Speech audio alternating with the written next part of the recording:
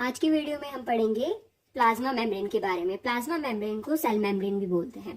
First है कि जो ये प्लाज्मा मेम्ब्रेन है ये prokaryotic cell and eukaryotic cell को चारों तरफ से कवर करके रखती है, इसीलिए यहाँ पर लिखा हुआ है the cell membrane encloses prokaryotic cell and eukaryotic cell.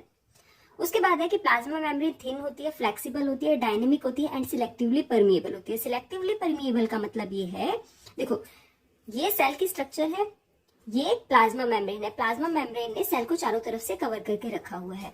अब प्लाज्मा मेम्ब्रेन क्या है? सिलेक्टिवली परमिएबल है। इसका मतलब ये है कि सिलेक्टेड मॉलिक्यूल ही सेल के अंदर जा सकते हैं through plasma membrane and selected molecule ही प्लाज्मा मेम्ब्रेन के थ्रू सेल से बाहर जा सकते हैं। उसके बाद है plasma membrane protein, lipid and carbohydrate, इन तीनों से मिलकर बनी होती है। फिर है जो प्लाज्मा मेम्ब्रेन है ये 3 लेयर से मिलकर बनी होती है, outer layer, middle layer and inner layer. Structure में देखिए जो ये सेल है इसके चारों तरफ क्या है? Plasma membrane. ये है outer layer, middle layer and inner layer. देखो जो आउटर लेयर होती है वो 20 एंगस्ट्रॉम थिक होती है और वो प्रोटीन से बनी होती है। ऐसे ही जो इनर लेयर है वो भी 20 एंगस्ट्रॉम थिक होती है और वो प्रोटीन से बनी होती है। लेकिन जो मिडल लेयर है वो 35 एंगस्ट्रॉम थिक होती है और वो प्रेजेंट होती है between outer layer and inner layer. जो मिडल लेयर है वो फॉस्फोलिपिड मॉलिक्यूल एंड प्रोटीन इनसे मिलकर बनी होती है। देखो साइंटिस्ट सिंगर एंड निकोलसन ने प्लाज्मा मेम्ब्रेन के स्ट्रक्चर को एक मॉडल के थ्रू एक्सप्लेन किया था।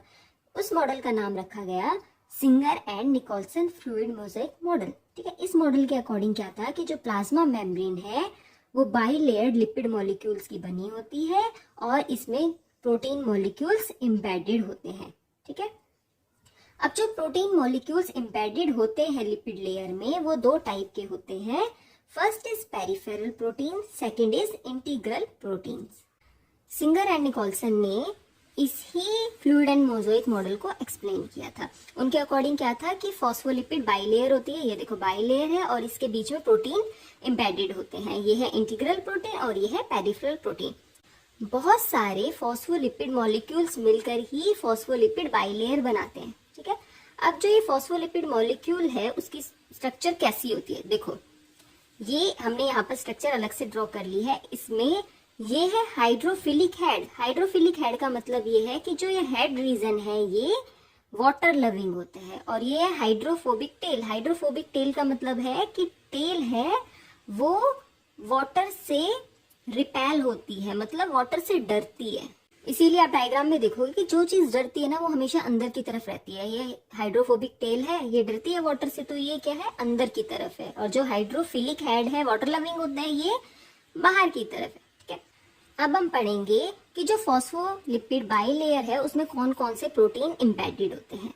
फर्स्ट है पेरिफेरल प्रोटीन्स, जिनको एक्सट्रिंसिक प्रोटीन भी बोलते हैं। एक्सट्रिंसिक का मतलब होता है बाहर की तरफ, पेरिफेरी का भी मतलब वही होता है बाहर की तरफ, एक तरफ। ठीक है, अब जो इस टाइप के प्रोटीन्स होते हैं ये दोनों सरफेसेस पर लूजली अरेंज्ड होते हैं। ठीक है, ये है पेरिफेरल प्रोटीन्स और ये बाहर की तरफ है, देखो है, और इनको इजीली सेपरेट किया जा सकता है इस फॉस्फोलिपिड बाइलेयर से। ठीक है, उसके बाद है इंटीग्रल प्रोटीन्स। इंटीग्रल प्रोटीन्स को इंट्रिंसिक प्रोटीन बोलते हैं। इंट्रिंसिक मतलब अंदर, ठीक है, इंटीग्रल मतलब कि किसी चीज के साथ इंटीग्रेटेड है। ठीक है, अब जो इस टाइप के प्रोटीन्स होते हैं वो लिपिड लेयर के अंदर एम्बेडेड होते हैं। ये देखो ये प्रोटीन है, ये इंटीग्रल प्रोटीन है और ये लिपिड लेयर के अंदर एम्बेडेड है। इनको इजीली सेपरेट नहीं किया जा सकता है। अब हम पढ़ेंगे फंक्शंस ऑफ प्लाज्मा मेम्ब्रेन। हमने पढ़ा था कि जो प्लाज्मा मेम्ब्रेन है वो सिलेक्टिवली परमिएबल होती है।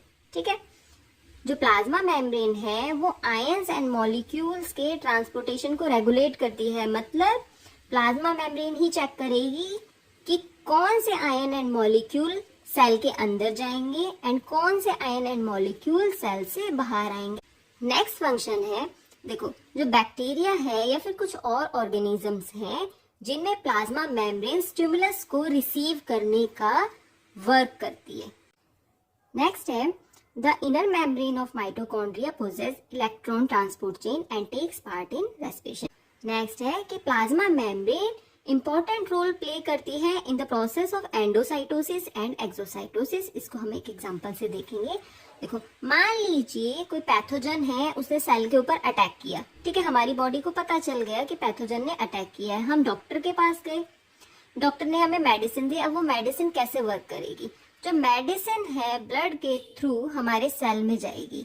अब जब सेल में जाएगी तो वो एंडोसाइटोसिस की प्रोसेस के थ्रू ही सेल में जाएगी, ठीक है। अब वहां जो मेडिसिन है वो क्या करेगी? जो बैक्टीरिया है, जो भी पैथोजन है, उसको किल कर देगी, और जो पैथोजन वगैरह है, बैक्टीरिया वगैरह है जो भी, वो एक्सोसाइटोसिस की प्रोसेस से हमारी सेल से बाहर आ जाता है, ठीक है। तो जो प्लाज्मा मेम्ब्रेन है वो इंपॉर्टेंट रोल प्ले कर रही है एंडोसाइटोसिस में एंड एक्सोसाइटोसिस में। जो प्लाज्मा मेम्ब्रेन है वो फिजिकल बैरियर की तरह फंक्शन करती है। होता क्या है कि जो सेल है उसको चारों तरफ से प्लाज्मा मेम्ब्रेन कवर अप करके रखती है, ठीक है।